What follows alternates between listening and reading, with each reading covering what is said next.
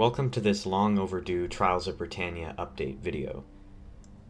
Today I'm going to be going over all of the changes that have been made in this long absence on YouTube, specifically on the campaign map and around the units. So let's first jump into a campaign and let's see what's different about the campaign map.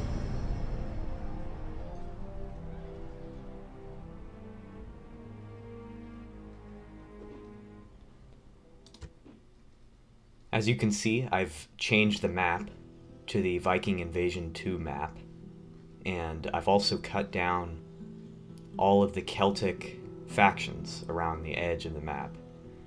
This is because in Edition 1, I'm only going to include the Anglo-Saxon factions. And this is just going to be for the sort of beta version of the mod.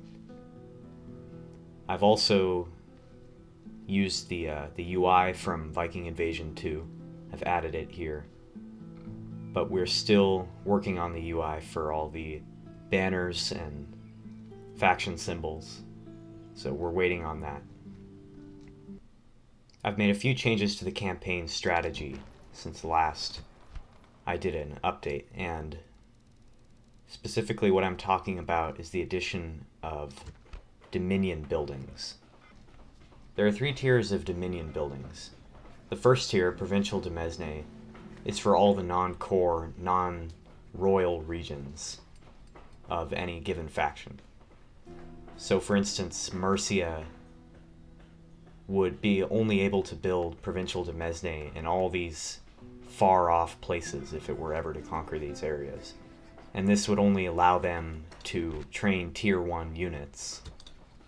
Tier 2 is Core Demesne, and this is built in not only all of your starting position, but also some area around it. This simulates your historical realm's power over the geographical area around its starting position. And lastly, the third tier is for Royal Demesne, which is only in a few of your starting positions. So it works that the first tier, you only get Tier 1 recruitment, the second tier recruitment, and the third tier recruitment, as well as some changes in happiness and law bonuses and construction time. Religion is still a key issue in the mod, with paganism, Christianity in 2 forms, taking up a large spotlight in the campaign. Other than that, there's little more to say about the campaign map. Next, I'd like to move on to a custom battle replay that I've recorded to show off the battle map. Units, await my orders! So here I've got the South Saxons fighting the East Saxons, and I'll tell you a little bit about the battle as we go on, but first to note, these are retextured, repurposed models from vanilla Rome Total War Barbarian Invasion. And these will be the units of the beta version of the mod at least. This mod makes heavy use of shield wall formation.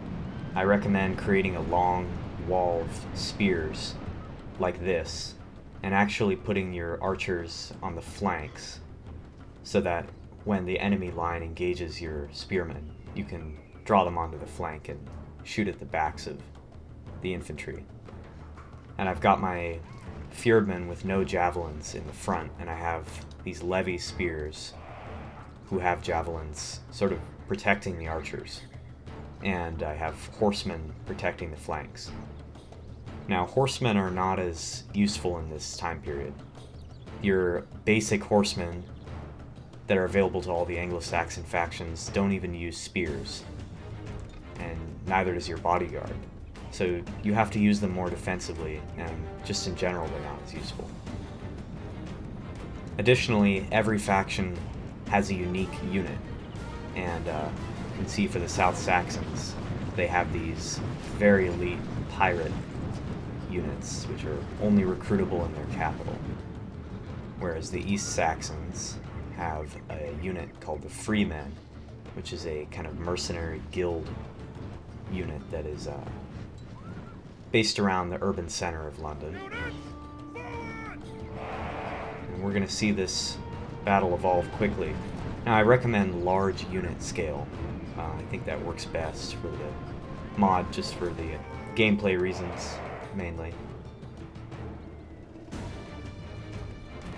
So here comes their infantry charge. I'm sending up my archers. I have my bowmen here and my slingers over here. And both have their advantages, and both are effective.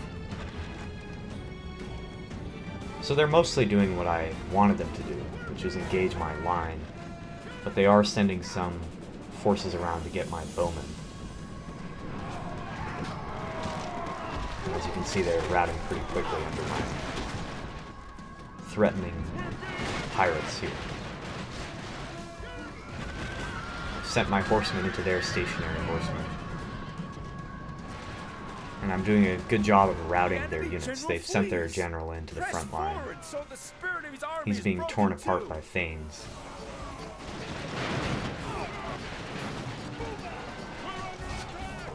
I wasn't able to micro both sides very well, and this side actually kind of fell apart.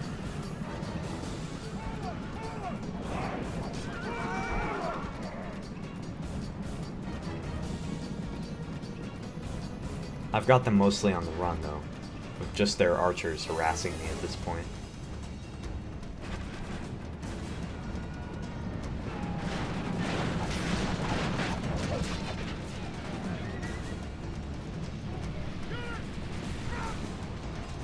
At this point I did get a little cocky that I could quickly rout the rest of them, and I took some unnecessary casualties. But overall, this battle was much easier than I expected. So, of course, I did fight it on medium difficulty. On the campaign map, your enemy is more than likely to have family members who will increase the morale of the enemy troops substantially.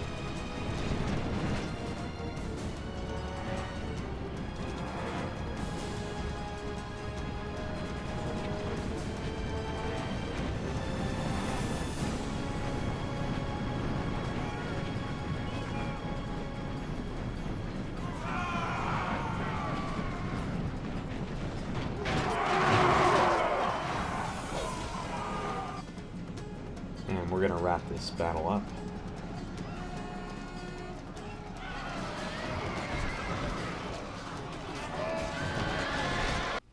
As for what's left to do, as I've said, we have a lot of UI work to do, as well as adding all the traits and ancillaries that are necessary to complete the mod. I've begun blueprinting the traits and ancillaries, so we're well on the way there. This has been an update for Trials of Britannia. We're well on our way to completing the beta version, and we are making a great deal of progress closing in on the release.